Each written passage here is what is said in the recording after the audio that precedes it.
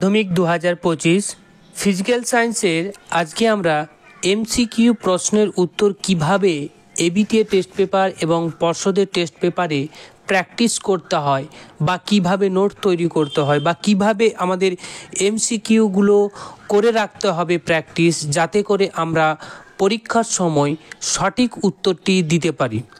তাছাড়াও তোমাদের যে টেস্ট পেপার বেরোবে এবিটিএ এবং পর্ষদের টেস্ট পেপার, এইগুলো তো তোমরা করবে, তাতে দেখবে এমসিকিউ প্রশ্নগুলো যেভাবে সলভ করলে তোমাদের দীর্ঘদিন মনে থাকবে সেই রকম একটি প্রসেস তোমাদের আজকে আমরা আলোচনা করে দেখাবো।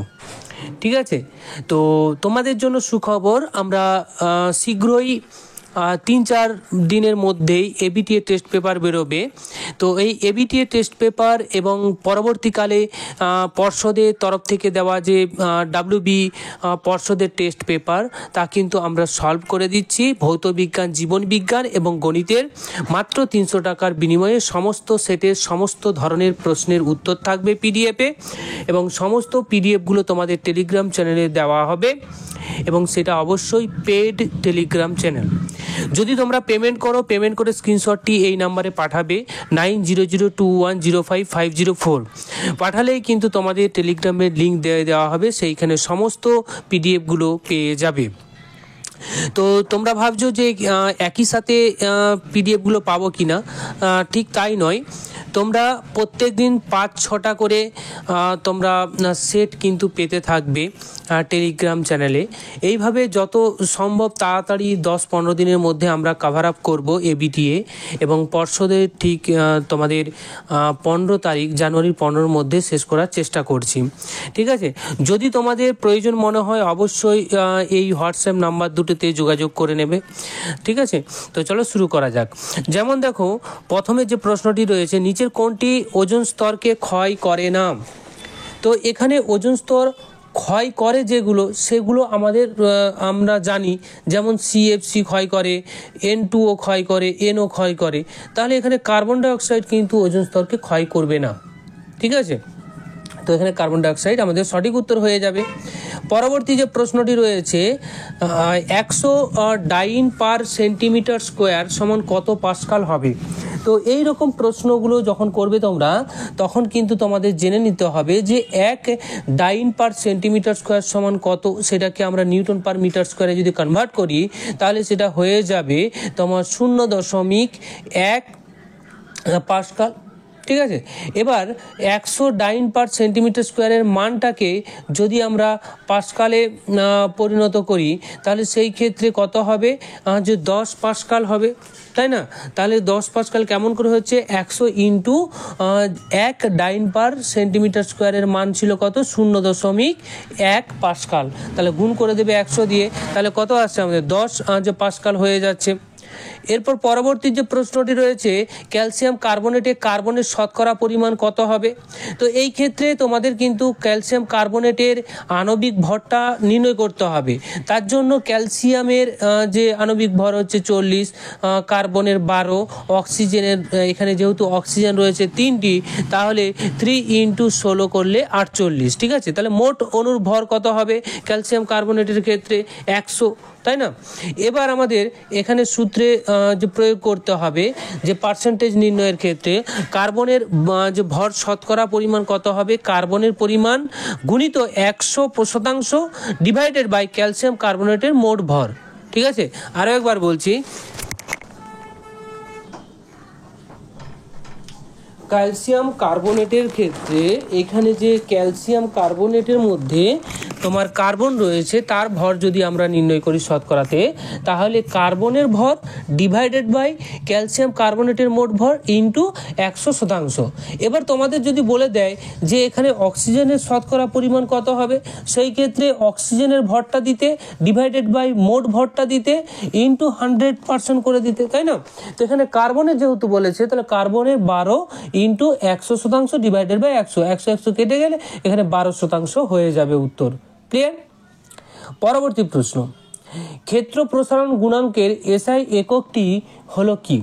তো এখানে আমরা জানি যে ক্ষেত্র প্রসারণ গুণাঙ্কের এসআই একক হবে কেলভিন ইনভার্স, অর্থাৎ এখানে পার কেলভিন যেটা দেওয়া আছে ডি অপশনে সেটা আমাদের সঠিক হবে।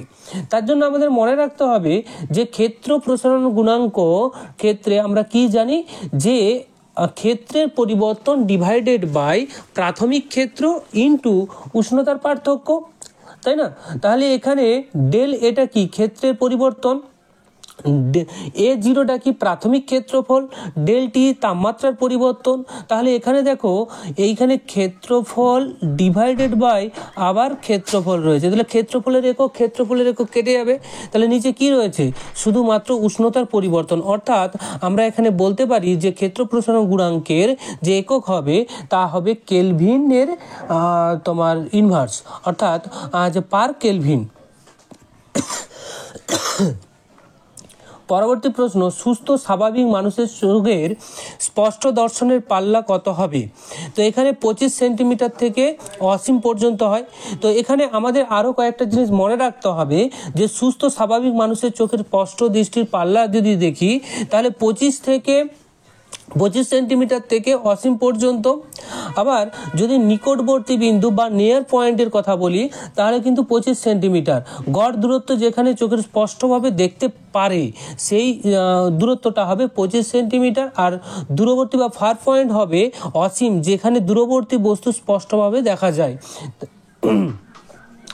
এরপরে দেখো পরবর্তী প্রশ্ন 1-6, একটি গোলীয় দর্পণের ফোকাস দূরত্ব 10 সেন্টিমিটার হলে বক্রতা ব্যাসার্ধ কত হবে? তো এই ক্ষেত্রে আমরা ফোকাস দৈর্ঘ্য এবং বক্রতা ব্যাসার্ধের যে সম্পর্ক জানি r সমান 2f, তাহলে সেইখান থেকেই আমরা করতে পারি যে f এর মান কিন্তু 10 সেন্টিমিটার দেওয়া আছে, তাহলে 2 ইন্টু 10 সেন্টিমিটার অর্থাৎ 20 সেন্টিমিটার, অর্থাৎ সি অপশনটি আমাদের এখানে কারেক্ট হয়ে যাবে। পরবর্তী প্রশ্ন, কোন পরিবাহী রোধ আর হলে উহার পরিবাহিতা কত হবে? দেখো পরিবাহিতা রোধের বিপরীত হয়, অর্থাৎ পরিবাহিতা সমান হবে 1/ρ, ঠিক আছে,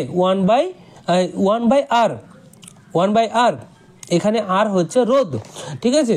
তাহলে এখানে আমরা যে অপশনটা 1 দেখতে পাচ্ছি 1/r, সেটা আমাদের এখানে সঠিক উত্তর হয়ে যাবে। এবার একটা জিনিস মনে রেখো যে রোধের পরিমাণ যদি বেশি হয় সেই ক্ষেত্রে পরিবাহিতা কম হবে, আবার রোধের পরিমাণ যদি কম হয় সেই ক্ষেত্রে পরিবাহিতা বেশি হবে। কারণটা কি বলতো, ভগ্নাংশের লব এবং হর এই দুটো জিনিস মাথায় রাখবে। এ ধরলাম লব, হর হচ্ছে বি। তো এখানে লব যদি 1 হয়ে যায়, 1 হয়ে গেল, তাহলে বি এর মান যদি বাড়ে তাহলে ভগ্নাংশের মানটা কি হবে, কমবে।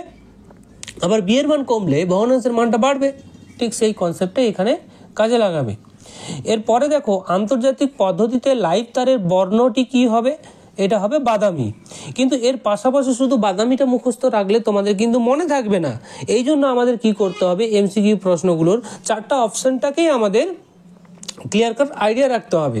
যেমন আন্তর্জাতিক যে রং কোড যেটা দেওয়া আছে, লাইট তারের ক্ষেত্রে বাদামি হবে এবং নিউট্রাল তারের ক্ষেত্রে নীল হবে, আর তারের ক্ষেত্রে হলুদ বা সবুজ হয়।